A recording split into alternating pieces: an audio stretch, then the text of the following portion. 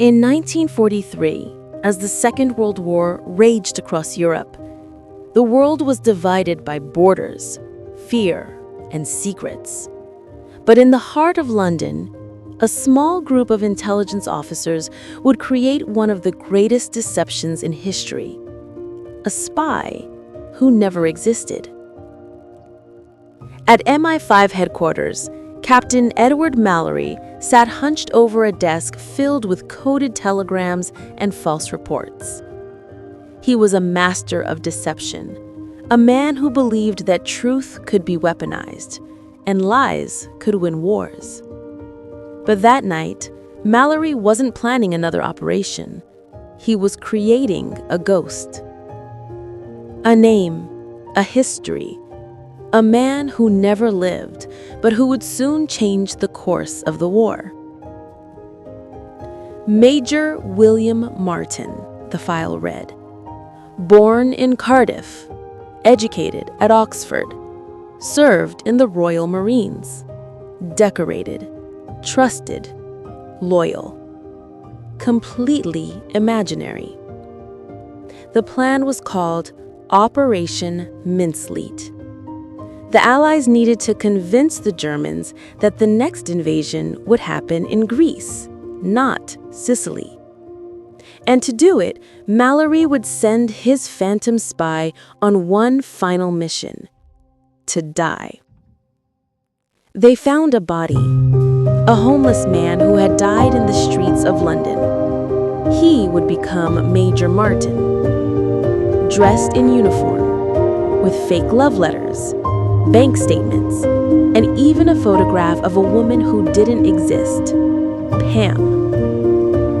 Every detail had to be perfect because one smudge of ink, one false signature, could unravel the entire illusion. Weeks later, under the cover of darkness, a British submarine surfaced near the coast of Spain.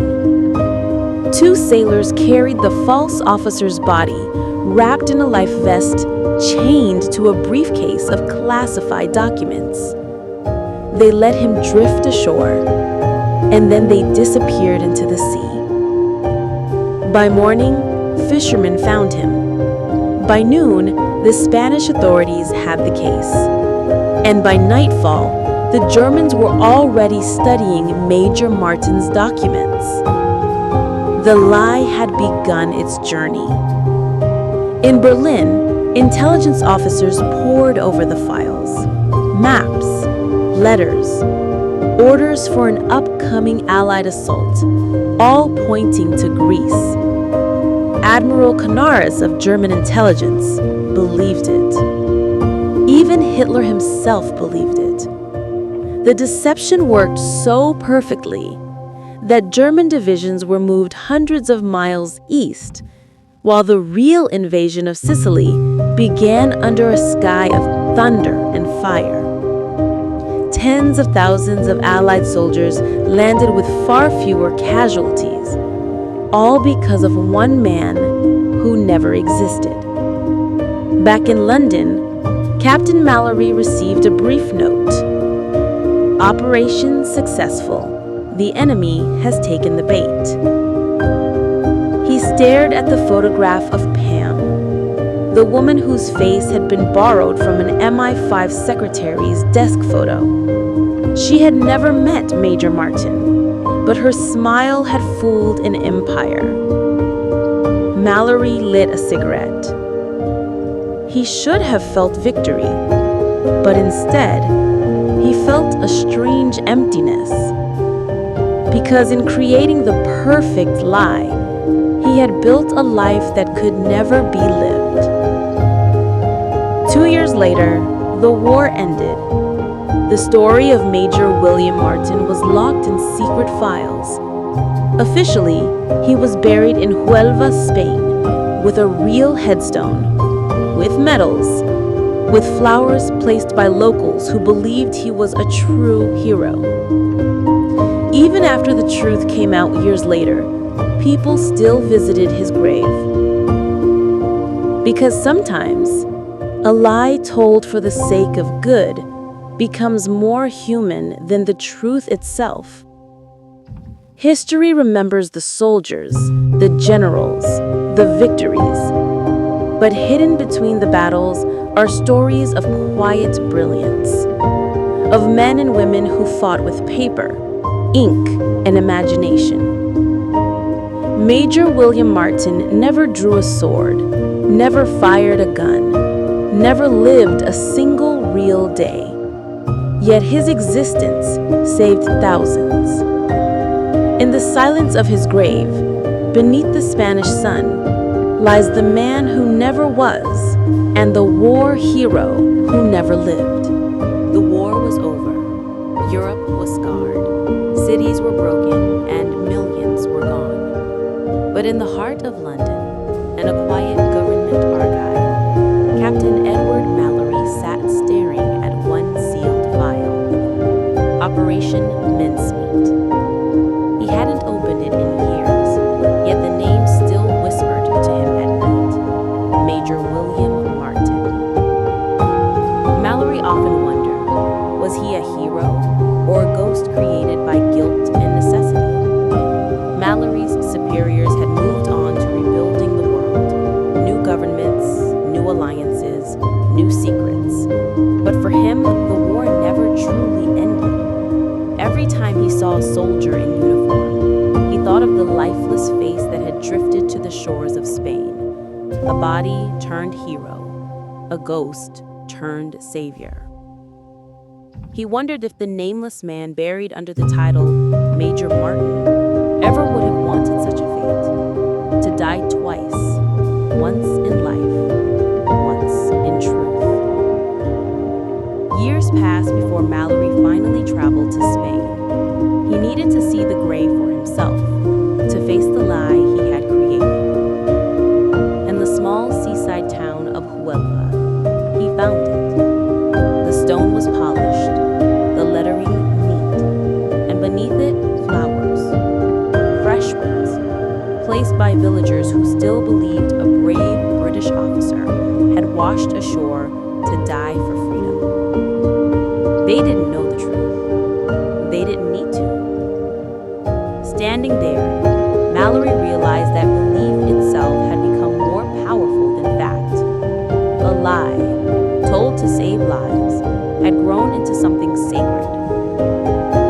He placed a letter at the foot of the grave, written to Major William Martin. No signature, no explanation, only a quiet line.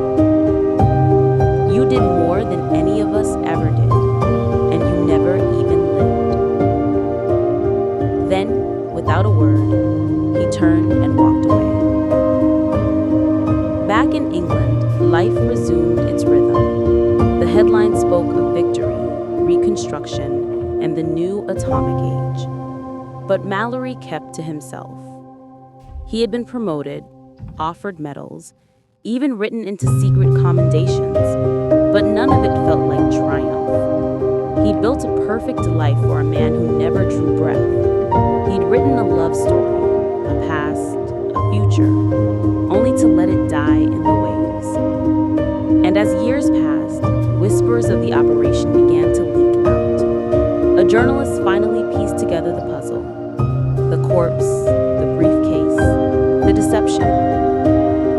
Her article was titled, "The Man Who Never Was." The world was astonished. What had been born in shadows now stood in the light as one of the most daring intelligence operations in history. People called it brilliant, clever, heroic. But for Captain Mallory, it felt like betrayal, as though his phantom soldier, his private ghost, had been dragged from his resting place and turned into a public story. Mallory withdrew from the world. He lived in a small cottage by the coast, far from London's noise.